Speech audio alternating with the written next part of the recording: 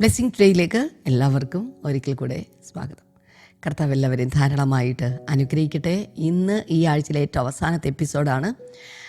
ഈ എപ്പിസോഡിലേക്ക് കടക്കുന്നതിന് മുമ്പ് ഇന്നാണ് നമ്മുടെ അമരവിളയിലുള്ള ബ്ലെസ്സിങ് ഫെസ്റ്റിവൽ. രാവിലെ 10 മണിക്ക് ആരംഭിക്കുകയാണ്. ദേവിക ഓഡിറ്റോറിയത്തിലാണ്. എല്ലാ പ്രിയപ്പെട്ടവരും പ്രത്യേകിച്ച് ഞങ്ങൾ സ്വാഗതം ചെയ്യുകയാണ്. ഞങ്ങളവിടെ ഉണ്ടാകും. നമുക്ക് ഒരുമിച്ച് ചേർന്ന് പ്രാർത്ഥിക്കാം. ദൈവത്തിൻ്റെ വലിയ പ്രവൃത്തികൾ നടക്കും. രോഗികളായിട്ടുള്ള ആളുകളൊക്കെ നിങ്ങൾ അവിടേക്ക് കൊണ്ടുവരിക. ഹല്ലേലൂയ. അപ്പോൾ തന്നെ ഇന്നത്തെ നമ്മുടെ സ്പോൺസർ ഒരു കീ സ്പോൺസറാണ്. എറണാകുളത്തു നിന്നൊരു വെൽവിഷറാണ്. Thank you.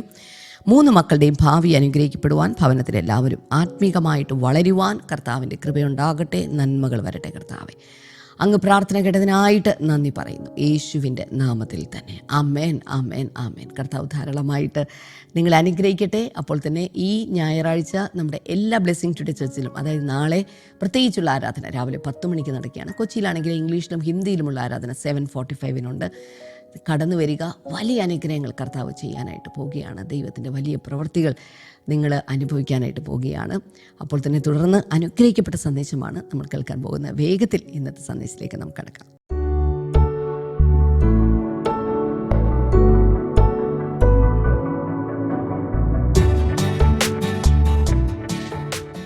Welcome back.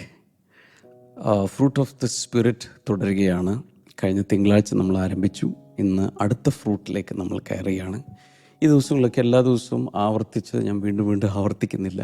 എങ്കിലും ഫ്ലാഷ് ബാക്ക് ആയിട്ട് ചിന്തിക്കുവാണെങ്കിൽ ഗലാത്യലേഖനം 5-ാം അധ്യായം 22-23 വചനങ്ങളിലാണ് ആത്മാവിൻ്റെ ഫലമോ എന്ന് പറഞ്ഞുകൊണ്ട് സിംഗുലറായിട്ട് പറഞ്ഞിട്ട് ഒറ്റ ഫ്രൂട്ടാണ് പറഞ്ഞിട്ട് പറയുകയാണ്. സ്നേഹം, സന്തോഷം, സമാധാനം, ദീർഘക്ഷമ. 4-മത്തേത് അതാണ് ഇന്ന് ചിന്തിക്കാൻ പോകുന്നത്. ദീർഘക്ഷമ, ദയ, പരോപകാരം, വിശ്വസ്തത, സൗമ്യത, ഇന്ദ്രിയജയം. അങ്ങനെ 9 എണ്ണമായിട്ടാണ് പറഞ്ഞിരിക്കുന്നത്. ഒറ്റ ഫ്രൂട്ടാണ്. ഒറ്റ ഫ്രൂട്ട്, അതിനകത്തുള്ള സെഗ്മെൻറ്റ്സ് 9. ഇതെല്ലാം കൂടെ ഒറ്റ ഫ്രൂട്ടായിട്ടാണ് നമ്മുടെ അകത്തേക്ക് കർത്താവ് തരുന്നത്. അത് നമ്മൾ എപ്പോഴും നമ്മൾ ഓർക്കേണ്ടത്, നമ്മുടെ അകത്തേക്ക് തരുന്നതെല്ലാം കർത്താവ് ഒറ്റടിക്കായിട്ട് തരുന്നെങ്കിലും അതിൻ്റെ മാനിഫെസ്റ്റേഷൻ, അത് പുറത്തേക്ക് വരുന്നത്, അത് നമ്മുടെ കോഓപ്പറേഷനെയും നമ്മൾ സഹകരിച്ച് പരിശുദ്ധാത്മാവിനോട് ചേർന്ന് അതിനെ ഗ്രോ ചെയ്ത് എടുക്കുന്നതിനെയും ആശ്രയിച്ചിരിക്കും. അപ്പോൾ ഇന്ന് നമ്മൾ ചിന്തിക്കുന്നത് പേഷ്യൻസ്, ദീർഘക്ഷമ എന്നാണ്. അവിടെ വെറുതെ ക്ഷമ എന്നല്ല, ദീർഘക്ഷമ എന്നാണ് ട്രാൻസ്ലേറ്റ് ചെയ്യപ്പെട്ടിരിക്കുന്നത്. യാക്കോബിൻ്റെ ലേഖനം 1-ാം അധ്യായത്തിൻ്റെ 4-മത്തെ വചനത്തിൽ, let perseverance finish its work so that you may be mature and complete but lacking nothing. അവിടെയും ഈ പെർസിവിയറൻസ് എന്ന് പറയുന്നത് ഈ ദീർഘക്ഷമയോട് ബന്ധപ്പെട്ട് തന്നെ കിടക്കുന്ന ഒരു പദമാണ്. Patience, perseverance. Let perseverance finish its work. ഈ ദീർഘക്ഷമ തൻ്റെ പ്രവൃത്തി നിങ്ങളിൽ പൂർത്തിയാക്കട്ടെ. ഓക്കെ, ദീർഘക്ഷമ നിങ്ങൾ തൻ്റെ പ്രവൃത്തി പൂർത്തിയാക്കട്ടെ, so that you may be mature. അതിലൂടെ നിങ്ങൾ പക്വതയുള്ളവരായിത്തീരും. ആൻഡ് കംപ്ലീറ്റ്, സമ്പൂർണ്ണതയുള്ളവരായിത്തീരും. നോട്ട് ലാക്കിങ് എനിത്തിങ്, ഒന്നിനും കുറവില്ലാത്തവരുമായിത്തീരും. അപ്പം ഇതിനെല്ലാം വേണ്ട സാധനമാണ് പേഷ്യൻസ്. ഇതൊരു ഭയങ്കര സംഭവമാണ്. ലവ്, ജോയ്, പീസ്, പിന്നെയാണ് പേഷ്യൻസ് വരുന്നത്. 4-മത്തേത് സ്നേഹമാണ് എല്ലാത്തിൻ്റെയും മണ്ണ്. ഈ സ്നേഹമാകുന്ന വിളനിലത്തിലാണ് ബാക്കിയുള്ളതെല്ലാം വളർന്ന് പടർന്ന് കയറേണ്ടത്, അല്ലെങ്കിൽ ആ ഫ്രൂട്ടെല്ലാം പുറത്തേക്ക് വരേണ്ടത്. അപ്പോൾ ലവ് ആദ്യം വന്നു, അതിലൂടെ ജോയ് പുറത്തേക്ക് വന്നു, സന്തോഷം വന്നു, സ്നേഹം, സന്തോഷം. അതിലൂടെ പിന്നെ വന്നൊരു സാധനമാണ് സമാധാനം. സകല ബുദ്ധിയും കഴിയുന്നൊരു സമാധാനം, പാറാവുകാരനായിട്ട് നമ്മളെ കാത്തു സൂക്ഷിച്ചിങ്ങനെ നിൽക്കുക. അതിലൂടെ അടുത്തതായി പുറത്തേക്ക് വരുന്നതാണ് ദീർഘക്ഷമ. എല്ലാവരും ഒന്ന് പറഞ്ഞേ, ദീർഘക്ഷമ. അതൊന്ന് ലൈവ് ചാറ്റിലോ കമൻറ്റ് സെക്ഷനിലൊക്കെ ടൈപ്പ് ചെയ്തിട്ട്, ദീർഘക്ഷമ, പേഷ്യൻസ്, പേഷ്യൻസ്. അപ്പോൾ അതിന് നല്ല നീളമുണ്ട്. ഈ പേഷ്യൻസിന് നല്ല നീളമുണ്ട്. പണ്ടൊരാൾ പറഞ്ഞാണ് ഇംഗ്ലീഷിൽ ഏറ്റവും നീളമുള്ള വാക്കേതാണ് എന്ന് ചോദിച്ചു. അപ്പോൾ ഈ ശശി തരൂരും അതുപോലെ ലാംഗ്വേജിലൊക്കെ ഭയങ്കര സ്കില്ലുള്ള ആളുകൾ വലിയ നീളത്തിലുള്ള സെൻറ്റൻസ്, ഇംഗ്ലീഷ് വേർഡുകളൊക്കെ പറയാറുണ്ട്. എൻ്റെ വായി കൊള്ളുന്നില്ലത്. എന്നാൽ ഒരാൾ പറഞ്ഞു, നോ സ്മൈൽസ് എന്നുള്ളൊരു വേർഡാണ് ഏറ്റവും നീളമുള്ള ഇംഗ്ലീഷ് വേർഡ്.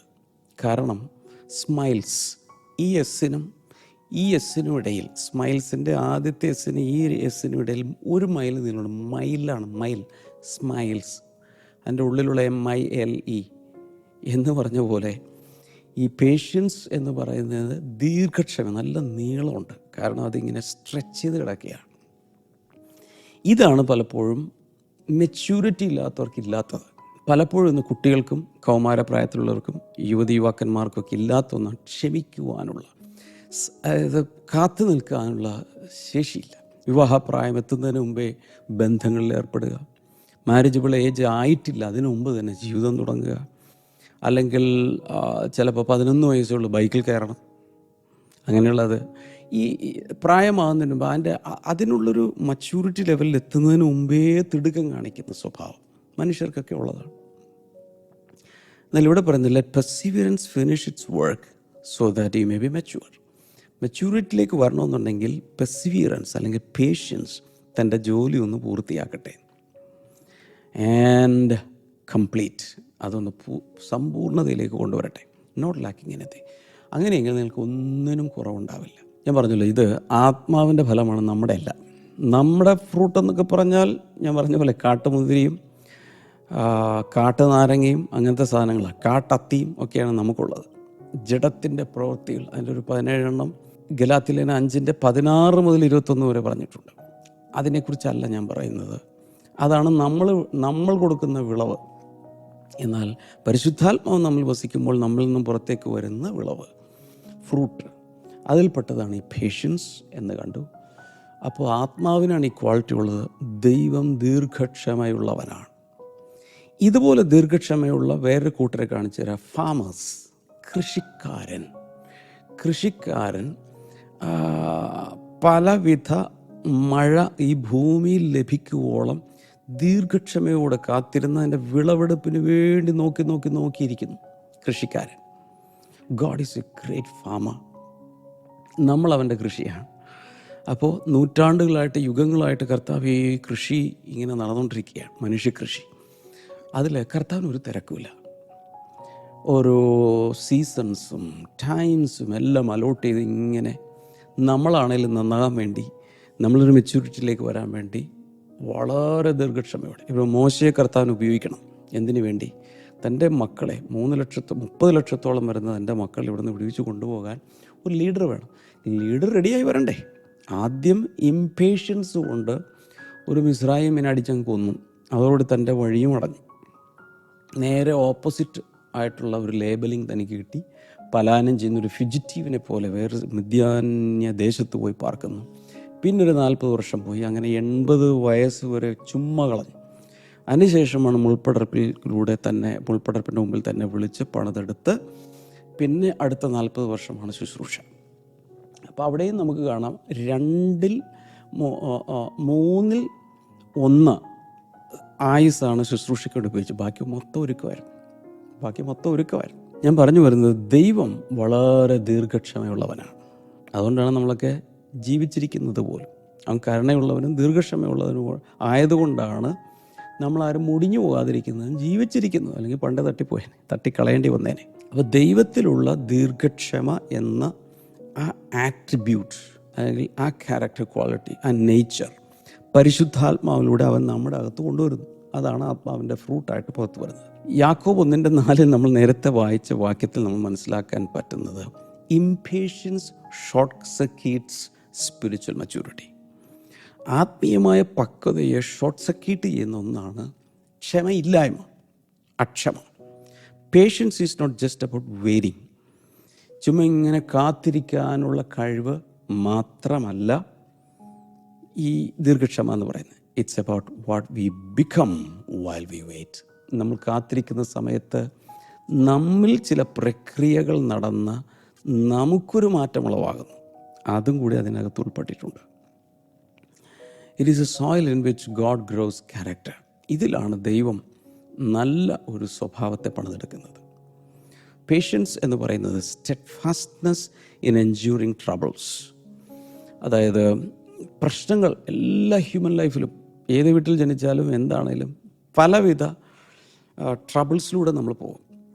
അതിലുള്ള പിടിച്ചു നിൽക്കാനുള്ള കഴിവ്. 2, സ്ലോനെസ് ഇൻ ആവെഞ്ചിങ് റോങ്സ്. തെറ്റുകൾ ചിലർ ചെയ്യുമ്പോൾ പ്രതികാരം എടുക്കുന്നതിന് നമ്മൾ സ്ലോ ഡൗൺ ചെയ്യുന്നു.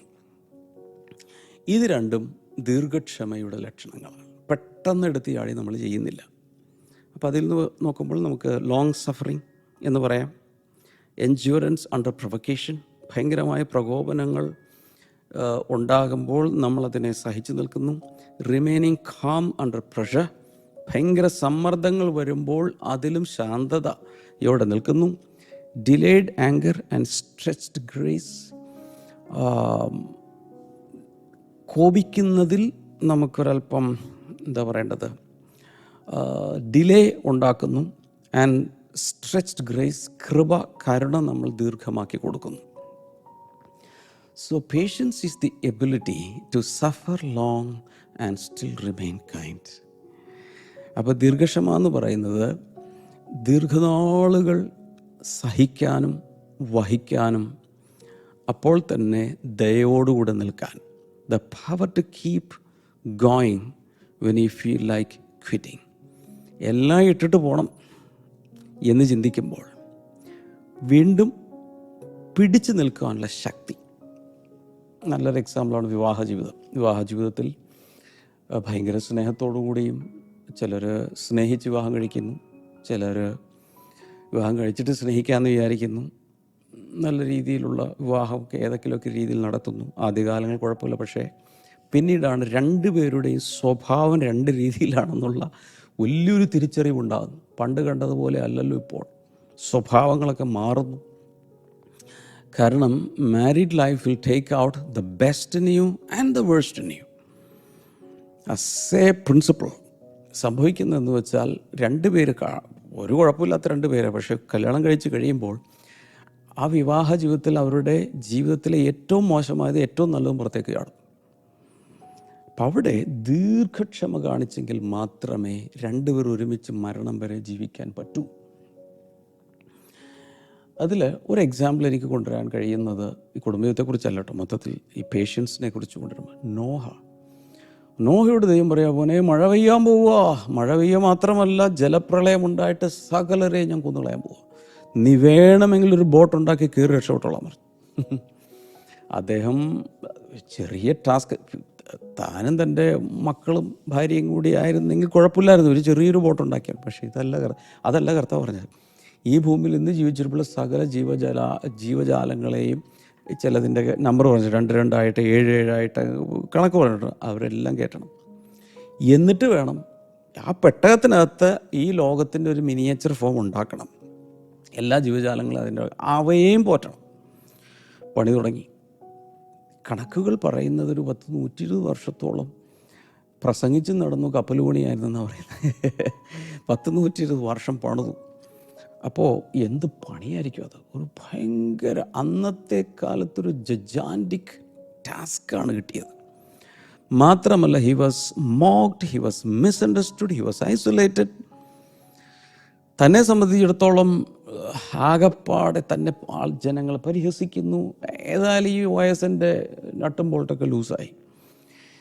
അതിൻ്റെ കൂടെ മക്കൾ ചെറുപ്പമല്ലേ, ഇവർ ഈ വളം വെച്ച് കൊടുക്കാമോ?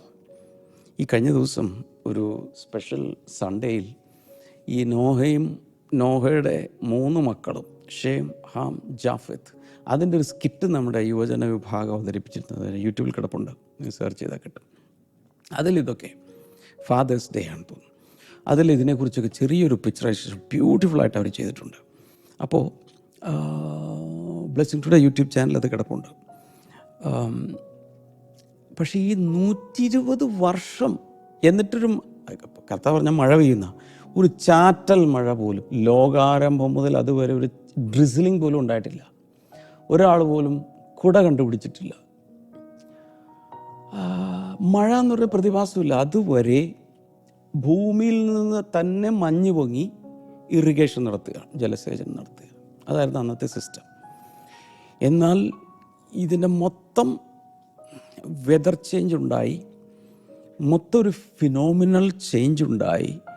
ഒരു മഴ പെയ്യുമെന്ന് പറഞ്ഞിട്ട് ആർക്കും വിശ്വസിക്കാൻ പറ്റില്ല. തനിക്കും വിശ്വസിക്കാൻ പറ്റുന്നില്ല, മക്കൾക്കും വിശ്വസിക്കാൻ പറ്റുന്നില്ല, ഭാര്യയ്ക്കും വിശ്വസിക്കാൻ പറ്റില്ല. പക്ഷേ ദൈവമാണല്ലോ സംസാരിച്ചത്, വിശ്വസിച്ചേ പറ്റൂ. അങ്ങനെ അദ്ദേഹം ഈ 120 വർഷത്തോളം ഇത് പണിത് എല്ലാവരോടും പ്രസംഗിക്കുന്നു. മഴ വരാൻ പോവുക, ജലപ്രളയം വരെ, എല്ലാം നശിക്കാൻ പോവുക, മക്കളെ വാ. പക്ഷെ ആരും വിശ്വസിച്ചില്ല, ആരും കയറിയില്ല. അവസാനം താനും തൻ്റെ ഭാര്യയും 3 ആമക്കൾ, അവരുടെ ഭാര്യമാരും, അങ്ങനെ 8 പേരാണ് ആകെ മനുഷ്യരായിട്ട് അതിൻ്റെ അകത്ത് കയറിയത്. ബാക്കി ഒട്ടകം, കടുവ തുടങ്ങിയ എല്ലാത്തിനെയും കയറ്റി. ഒച്ചു വരെ കയറി എന്ന് വിശ്വസിച്ചു. അതൊരു ഭയങ്കര സംഭവമാണ് അത് പഠിച്ചിട്ടുണ്ടെങ്കിൽ. നോഹ പോയി ഈ ചിമ്പാൻസിയെ പിടിക്കണം, ഇന്ന് നമുക്ക് മക്കളെ ചിമ്പാൻസിയെ പിടിക്കാൻ പോകാം. നോ. അവിടെ വെച്ചു കൊടുത്തപ്പോൾ ഓരോന്നും വന്നു കയറിയെന്ന്. അവിടെ ദൈവമായിട്ട് തന്നെ ഓരോ മൃഗങ്ങളെ ഇത്രയായിട്ട് കൊണ്ടുവന്ന് കയറ്റി. മനുഷ്യൻ മാത്രമാണ് വന്ന് കയറാത്തത്. ബാക്കിയുള്ള എല്ലാം ദൈവത്തെ അനുസരിക്കും. സകല ജീവജാലങ്ങളും ദൈവത്തെ അനുസരിച്ചാലും മനുഷ്യനാണ് ഈ ഫ്രീ വില്ലുള്ളതുകൊണ്ട് ദൈവത്തെ അനുസരിക്കാൻ മടിക്കുന്നത്. അപ്പോൾ ആ നോഹയുടെ കാലത്ത് ഭയങ്കരമായൊരു പേഷ്യൻസ് താൻ കാണിച്ചു. അപ്പോൾ ഇത്രയും പരിഹാസവും കഷ്ടപ്പാടും ഉണ്ടായിട്ട് Noah continued building the arc. അതിങ്ങനെ കണ്ടിന്യൂ ചെയ്യുക. അതിനെയാണ് ദീർഘക്ഷമ എന്ന് പറയുന്നത്. ദീർഘക്ഷമ എന്ന് പറയുന്നത് what is that? Faith stretched across time without losing it's grip. ഈ വിശ്വാസത്തെ അങ്ങ് വലിച്ചു നീട്ടുക, റബ്ബർ ബാൻഡ് പോലെ വലിച്ചു നീട്ടുക, ആവശ്യമുള്ളിടത്തോളം നീട്ടിപ്പിടിച്ച് പിടിവിടാതെ അങ്ങനെ നീട്ടിക്കൊണ്ടു പോകുന്നതിനെയാണ് നമ്മളെന്ത് പറയുന്നത്? ഈ ദീർഘക്ഷമ എന്ന് പറയുന്നത്. എബ്രായലേഖനം 6:12 അതിൽ പറയുന്നത്, then you will not become spiritually dull and indifferent. Instead, you will follow the example of those who are going to inherit God's promises because of their faith and endurance. ഇത് വായിച്ചു നോക്കുമ്പോൾ മലയാളം നിങ്ങൾക്കൊരു പക്ഷേ സ്ക്രീനിൽ കാണാൻ പറ്റും. സമയമില്ലാത്തതുകൊണ്ട് ഞാൻ ഇതിലേക്ക് പോകുന്നില്ല. എന്നാൽ ദൈവത്തിൻ്റെ വാഗ്ദത്തങ്ങൾ അവരെങ്ങനെയാണ് ഇവരൊക്കെ പ്രാപിച്ചത്? വിശ്വാസത്താലും സഹിഷ്ണുതയാലും അഥവാ ദീർഘക്ഷമയാലും. ഈ വാഗ്ദത്തം പ്രാപിക്കാൻ ആഗ്രഹമുണ്ടെങ്കിൽ സഹിഷ്ണുത ആവശ്യമാണ്. Endurance is connected to patience. ഈ ജോർജ് മ്യൂളർ എന്ന ദേവദാസനെ കുറിച്ച് നിങ്ങൾ കേട്ട് കാണും. ഇംഗ്ലണ്ടിൽ അദ്ദേഹം ആയിരക്കണക്കിന് ആൺകുട്ടികളെ, അനാഥബാലന്മാരെ എടുത്ത് വളർത്തിയ അദ്ദേഹം വലിയൊരു പ്രാർത്ഥനാ മനുഷ്യനായിരുന്നു എന്ന് നിങ്ങൾ കേട്ട് കാണും. അദ്ദേഹത്തിൻ്റെ പുസ്തകങ്ങളൊക്കെ ഉണ്ടല്ലോ, ജീവചരിത്രവും ഒക്കെ ഉണ്ട്. 1800കളിലാണ് അദ്ദേഹം ഒരു സുവിശേഷകനായി ഇങ്ങനെ ഈ വേല എന്ന് വെച്ചാൽ അനാഥ കുഞ്ഞുങ്ങളെ പരിപാലിക്കുന്നതും ഒക്കെ തുടങ്ങിയത്. അപ്പോൾ അദ്ദേഹത്തിന് ഈ രക്ഷിക്കപ്പെടാത്ത ആളുകളുടെ പേരുകൾ എഴുതി വെച്ച് പ്രാർത്ഥിക്കുന്നൊരു സ്വഭാവം ഉണ്ടായിരുന്നു. വിശ്വാസത്തോടെ താൻ പ്രാർത്ഥിക്കും.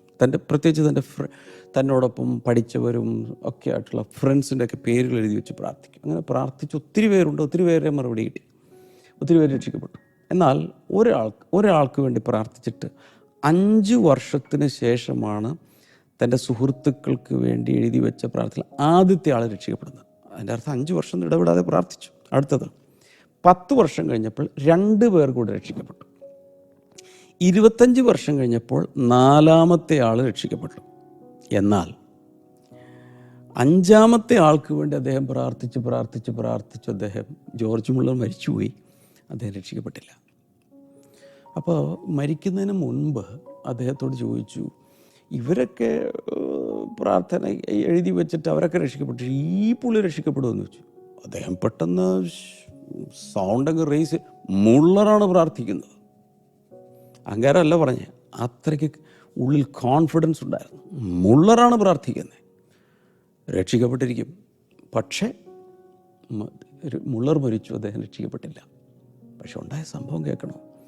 അദ്ദേഹത്തിൻ്റെ ഫ്യൂണറലിന് വേണ്ടി ശവസംസ്കാര ശുശ്രൂഷ നടക്കുന്ന സമയത്ത് ഈ ഇത്രയും വർഷങ്ങൾ പ്രാർത്ഥിച്ച രക്ഷിക്കപ്പെടാത്ത ആ സുഹൃത്ത് ദൂരെ നിന്ന് ഓടി വരുന്നത് ജനം കണ്ടു. ഓടി വന്ന് ഈ മുള്ളറുടെ ശവമഞ്ചത്തിൻ്റെ മുമ്പിൽ, ഡെഡ് ബോഡി വെച്ച് കോഫിൻ ബോക്സിൻ്റെ മുമ്പിൽ നിന്നുകൊണ്ട് അവിടെ അദ്ദേഹം അതിൻ്റെ മുമ്പിൽ നിന്നുകൊണ്ട് യേശു കർത്താവിനെ രക്ഷിതാവായി സ്വീകരിച്ച് രക്ഷിക്കപ്പെട്ടു. മുള്ളറാണ് പ്രാർത്ഥിക്കുന്നത്. പക്ഷേ ഞാൻ പറഞ്ഞതിൻ്റെ സാരം ഇതൊന്നുമല്ല, ഇത്രയും ദീർഘക്ഷമയോടെ അദ്ദേഹം പ്രാർത്ഥിച്ചു. അപ്പോൾ പ്രാർത്ഥനയിൽ നമുക്കിത് ആവശ്യമാണ്, ദീർഘക്ഷമ. മനസ്സിലാക്കേണ്ട ഒരു കാര്യം, true patience prays when nothing seems to happen. ഒന്നും മാറ്റം വരുന്നില്ലെന്ന് പറയുമ്പോഴും ശരിയായിട്ടുള്ള ദീർഘക്ഷമ പ്രാർത്ഥനയിലായിരിക്കും. ദീർഘക്ഷമ പ്രാർത്ഥന തുടരും. And never gives up. ഒരിക്കലും അത് നിർത്തിക്കളയുകയുമില്ല എന്നാണ് ഞാനീ പറയുന്നത്. ഈ ദീർഘക്ഷമ നമുക്ക് 3 മേഖലകളിൽ, 3 ഡയമെൻഷൻസിൽ ആവശ്യമാണ്. Number 1, patience with God. ദൈവത്തോടുള്ള ആ കണക്ഷനിൽ, റിലേഷൻഷിപ്പിൽ നമുക്ക് ദീർഘക്ഷമ ആവശ്യമാണ്. Be still before the Lord and wait patiently for him. കണ്ടോ, മിണ്ടാതിരുന്ന് ദൈവസന്നിധിയിൽ എന്ത് ചെയ്യുക, ദീർഘക്ഷമയോടെ കാത്തിരിക്കാനാണ് പറയാം. സങ്കീർത്തനങ്ങൾ 37:7 നമ്മൾ കാണുന്നു. ഈ യോബിൻ്റെ കാര്യത്തിൽ ഇതുപോലെ തന്നെയാണ്. തൻ്റെ ജീവിതത്തിലെല്ലാം നഷ്ടപ്പെടുന്നു. ഭാര്യ പോയി, മക്കൾ പോയി, സമ്പത്ത് പോയി, ബിസിനസ് പോയി, സ്റ്റാഫ് പോയി, എല്ലാവരും പോയി. എല്ലാം നഷ്ടപ്പെട്ടവനായിട്ട് ചൊറിയും ചിരങ്ങും പിടിച്ച് ഓട്ടുകഷ്ണം കൊണ്ട് മാന്തിക്കൊണ്ടിരിക്കുമ്പോൾ അദ്ദേഹം പറയുകയാണ്, അവൻ എന്നെ കൊന്നാലും ഞാൻ അവന് വേണ്ടി കാത്തിരിക്കും. That is patience. ഇങ്ങനെ പറയാൻ കാരണം, ദൈവത്തിന് ഒരു റിഥമുണ്ട്, ദൈവത്തിനൊരു പേസുണ്ട്, ദൈവത്തിൻ്റെ ഒരു ടെമ്പോയുണ്ട്, ദൈവത്തിൻ്റെതായ ഒരു സ്പീഡുണ്ട്. Don't rush his process. ഇതിനെ തിരക്ക് പിടിപ്പിക്കരുത്. അങ്ങനെ തിരക്ക് പിടിപ്പിച്ച ഒരാളാണ് സാറ, അബ്രഹാമിൻ്റെ ഭാര്യയായ സാറ. ഇത്രയും നാളൊക്കെ കാത്തിരുന്നു, ഇനി ഹാഗാറിലെങ്കിലും ഒരു കുഞ്ഞുണ്ടാകട്ടെ, അത് മതി. അപ്പോൾ ദൈവത്തിൻ്റെ പ്രോജക്റ്റുകളെ സ്പീഡപ്പ് ചെയ്യാനുള്ളൊരു ശ്രമം മാനുഷികമായി നമുക്കൊക്കെ ഉണ്ടാകാം. ഓർക്കേണ്ടത്, God's timing is always perfect. ദൈവത്തിൻ്റെ സമയം കറക്റ്റാണ്. Impatience often comes from unbelief. നമ്മുടെ അകത്തുള്ള ക്ഷമയില്ലായ്മ വരുന്നത് അവിശ്വാസത്തിൽ നിന്നാണ്. രണ്ടാമത്തത്, പേഷ്യൻസ് വിത്ത് പീപ്പിൾ. നമുക്ക് ജനങ്ങളോടൊരു ദീർഘക്ഷമാണ്. എഫേസ്യ ലേഖനം 4:2, be completely humble and gentle, be patient, bearing with one another in love. കണ്ടോ, അപ്പോൾ നിങ്ങൾ വളരെ താഴ്മയുള്ളവരായിരിക്കണം, അല്ലേ? ഇതൊക്കെ പറഞ്ഞിട്ട്, ആൻഡ് ബി പേഷ്യൻറ്റ്, ദീർഘക്ഷമയുള്ളവരായിരിക്കണം. Bearing with one another in love, സ്നേഹത്തിൽ പരസ്പരം പൊറുക്കണം. കാരണം people will test your patience more than problems. പല പ്രശ്നങ്ങളും നമ്മുടെ ക്ഷമ പരിശോധിക്കും. അതിനേക്കാൾ കൂടുതൽ നമ്മളുടെ ക്ഷമ പരിശോധിക്കുന്നത് ആരാണ്? ജനങ്ങളാണ്. Patience is love stretched into relationships. അതായത് ഈ ദീർഘക്ഷമ എന്ന് പറയുന്നത് സ്നേഹമുള്ള ആ ഫ്രൂട്ടിൽ ആദ്യത്തെ അതെടുത്തിട്ട് ബന്ധങ്ങളിലേക്ക് ഇങ്ങനെ സ്ട്രെച്ച് ചെയ്ത് വെച്ചാൽ അതിൻ്റെ പേരാണ് പേഷ്യൻസ്. മൂന്നാമത്തേതാണ് പേഷ്യൻസ് ഇൻ ട്രയൽസ്. നമ്മളെല്ലാവരും പലവിധ പരിശോധനകളിലൂടെ പോകും. റോമലേഖനം 12:12, constantly rejoicing in hope because of our confidence in Christ, steadfast and patient in distress, devoted to prayer, continually seeking wisdom, guidance and strength. അവിടെ വ്യക്തമായിട്ട് പറയുന്നത് റോമാലേഖനം 12:12. നമ്മൾ കടന്നു പോകുന്ന പലവിധ പരിശോധനകളിൽ, പ്രതിബന്ധങ്ങളിൽ, പ്രശ്നങ്ങളിൽ നമ്മൾ ഒത്തിരി ദീർഘക്ഷമ കാണിക്കണം. Because God build strength in the waiting room, not just the breakthrough moment. ഒരു വലിയ പ്രശ്നങ്ങൾക്ക് ശേഷം ഒരു വലിയ ബ്രേക്ക് ത്രൂ മൊമെൻറ്റ് വരുന്നൊരു സമയമുണ്ട്.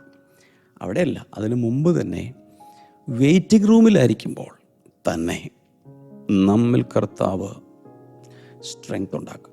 ജോയ്സ് മെയർ പറയുന്നത് ഇങ്ങനെയാണ്, patience is not the ability to wait but the ability to keep a good attitude while waiting.